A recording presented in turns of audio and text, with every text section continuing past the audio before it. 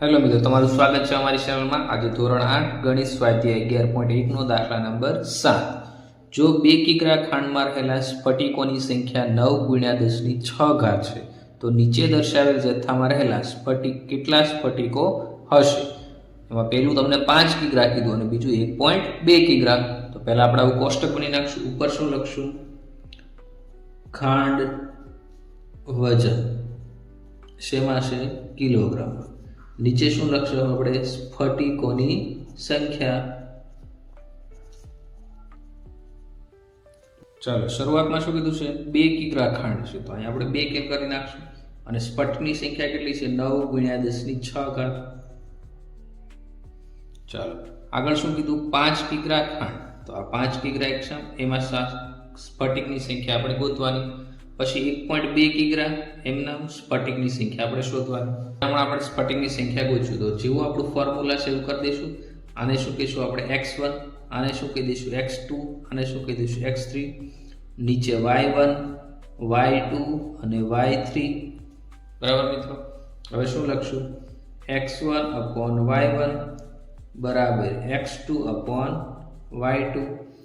x1 આપણું શું છે? 2, y1 9 × 10⁶ બરાબર x2 આપણું 5 એમના, y2 આપણે ફાઇન્ડ કરવાનું છે। હવે આના ક્રોસ ગુણાકાર 2 × y2 બરાબર 9 × 10⁶ × 5। હવે y2 સાથે 2 શેમાં છે? ગુણાકારમાં। એ ક્યાં જશે? નીચે ભાગાકારમાં। 9 × 10⁶ એમના × 5 એમના છેદમાં 2 કરી દઈશું આપણે। હવે શું થશે? y2 બરાબર, હવે આમાં છેદ ઉડતા નથી તો 9 × 5 = 45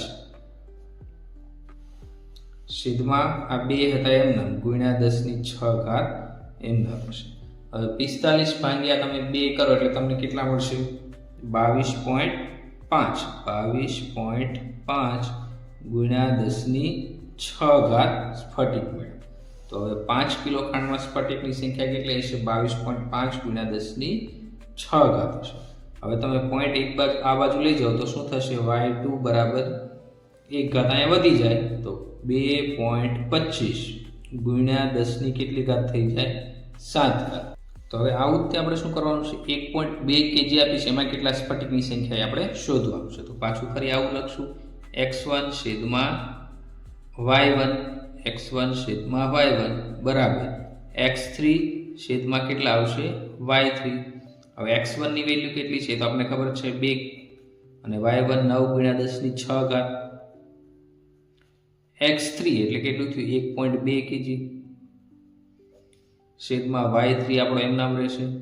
ફરીવાર આ બંનેનો આપણે શું કરશું? જેવું નીચે કર્યું છે એવું ક્રોસ ગુણાકાર। તો 2 × આ બંનેનો ક્રોસ ગુણાકાર y3 બરાબર આ બંનેનો ગુણાકાર 9 × 10⁶ × 1.2। તો આને શું કહેવાય? ક્રોસ ગુણાકાર। બરાબર? હવે y3 સાથે 2 ગુણાકારમાં એ ક્યાં જશે? ભાગાકારમાં। તો y3 બરાબર 9 × 10⁶ × 1.2 છેદમાં 2। હવે જો અહીંયા પોઈન્ટ છે મિત્રો તો પોઈન્ટ દૂર કરવા આપણે પોઈન્ટ પછી 1 નંબર તો છેદમાં કેટલા થઈ જશે? 10 થઈ જશે। બરાબર મિત્રો? હવે 12 ની જગ્યાએ 6 × 2 લખી શકો તો શું થાય? 2 કટ થઈ ગયા તો y3 બરાબર કેટલું વધ્યું?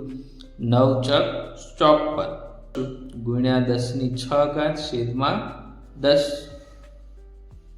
હવે આ 10⁶ છે અને નીચે 10⁴ તો શું થઈ જશે? y3 બરાબર 54 × 10⁶ 6 છે તો અહીં આપણે 1 ઘાત કાઢે તો 10⁵ × 10 અને છેદમાં 10 હતા એમ નામ રાખશું આપણે। 10 શું થઈ જશે? કટ થઈ જશે।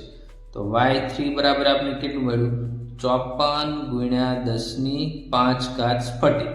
હજી જો આપણે 1 પોઈન્ટ આ બાજુ લઈએ તો શું થઈ જશે? 1 પોઈન્ટ આ બાજુ લઈએ તો અહીંયા શું થઈ જશે? 1 ઘાત વધી જશે તો 5.4 × 10⁶।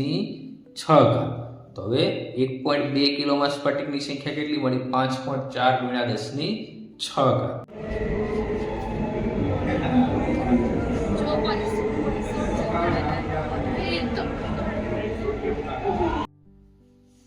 ચાલો પ્રશ્ન નંબર 8।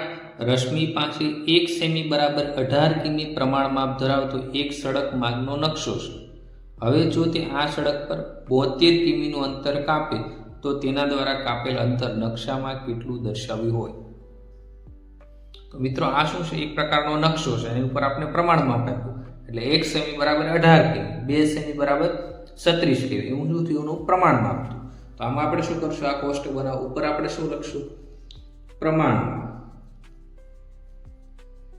નીચે શું લખશું?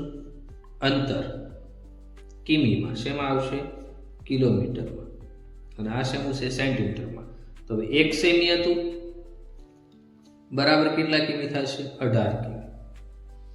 હવે આગળ શું કીધું? હવે જો આ સડક પર 72 કિમીનું અંતર કાપે તો કિમી 72 તો અહીંયા છે, 72 કિમી અંતર અહીંયા, તો ત્યાં દ્વારા કાપેલ અંતર નકશામાં કેટલું, એટલે કે પ્રમાણમાં કેટલું? તો અહીંયા પ્રશ્ન છે.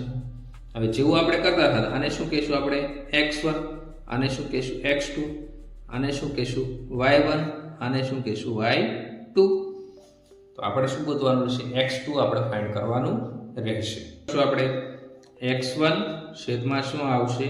y1 બરાબર શું આવશે? x2 છેદમાં y2. હવે x1 ની કિંમત કેટલી છે?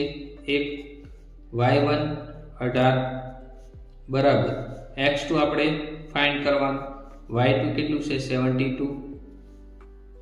હવે આ બંનેનો ક્રોસ ગુણાકાર અને આ બંનેનો ક્રોસ ગુણાકાર તો શું થશે? 1 ગુણ્યા 72, 1 ગુણ્યા 72 બરાબર 18 ગુણ્યા x2. તો આપણે શું કરો? આ રીતે ક્રોસ ગુણાકાર કર્યો મિત્રો. હવે x2 સાથે 18 શેમાં છે? ગુણાકારમાં. એ ક્યાં જશે? ભાગાકારમાં. તો શું થશે? 1 ગુણ્યા 72 છેદમાં કેટલા થઈ જશે? 18 બરાબર અહીં શું વધ્યું? x2. હવે 18 ચોખ્ખું કેટલા થાય? 72. તો 72 ની જગ્યાએ 18 ગુણ્યા 4, 18 કટ થઈ ગયા તો શું વધ્યું? 4 એકા 4. તો x2 બરાબર શું થયું? 4. તો આ x2 આ પ્રમાણમાં થયું. તો એ કેટલું થશે? 4 સેન્ટીમીટર. તો 4 સેમી પ્રમાણમાં થયું.